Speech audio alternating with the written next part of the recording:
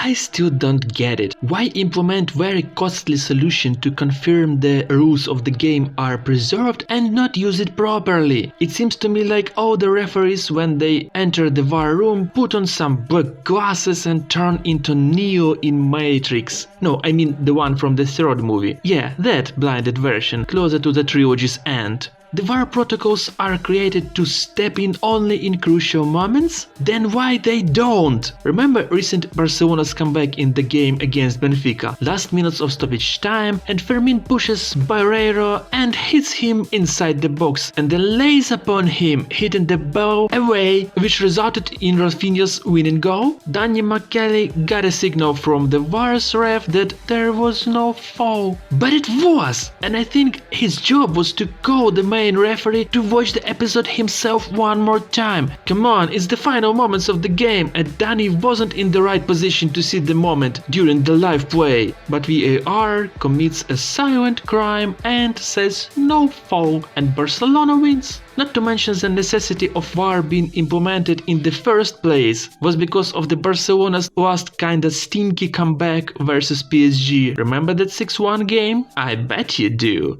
And now this. I mean, of course, recent Brugge-Atalanta clash. The game itself was not one of the greatest I've seen, especially after fresh mancity Real Madrid, and yet it got my attention, especially if to mention it was played earlier on Wednesday, with no competition at the same time. Why though? 4 games in a single match day, and one played 2 hours before the other 3? Doesn't make much sense honestly, but that is not for me to decide, of course. I think UEFA had their decision making based on some TV performance or something. I don't know, I don't care. Anyway, Brugge started the game more actively and it seemed like Atalanta's players weren't 100% focused on the game. That's why when Hien gave a pass to Posh, the second one got confused for some reason and Taubi made an easy interception and assisted to Jutgla, who took the ball in and with his second touch scored a great goal. And yet Atalanta players seemed out of focus, which helped hosts create a couple more moments for Vanaken and the keeper. Retegui, who scored 4 goals in the previous game versus Verona, seemed as lost as his partners and made only 1 shot just wide. And then 5 minutes before the halftime break, out of nowhere the Catalara played out with the Pacosta, who just passed the ball inside the box straight on Pašalić's head, who scored a fine equalizer. Draw. It seemed like the second half will bring more interesting moments to see, and it did, just not the way one could anticipate. Brugge continued to push and the keeper was just a bit unlucky with his shot. Then Atalanta should have scored, but first Mignolet transferred Zappacosta's shot into the post and Samardzic missed the target from the second attempt. Then the Catalara had his moment, but it was an obvious shot for Mignolet.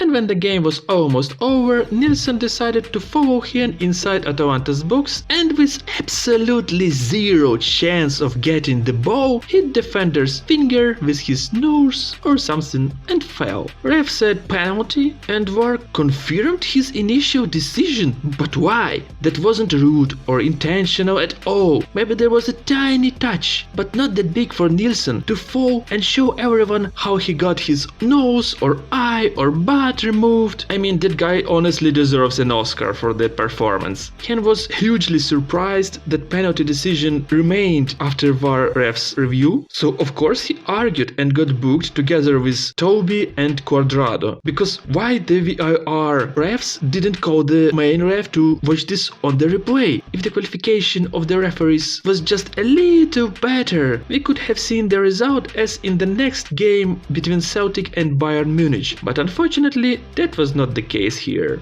The referee was not called to take a look at the episode one more time, and Nilsson, instead of having a yellow card for simulation, got a penalty, which he of course, surprise, used to score the winning goal. And as a surprise for me, he was not awarded the player of the game. Why though? Or is UEFA scared of everyone transferring their attention to a Super League whenever the thing may start? But for now, we have witnessed a great technological disappointment and have risen our expectations for the rematch. I think Atalanta will destroy Brugge next week in Bergamo, because what additional motivation you may need? Exactly. Gasperini, I hope your players will make you proud, otherwise Yes, they don't deserve playing in the next round of Champions League, even in its current phase. Still Europeans club football tournament number 1, at least for now.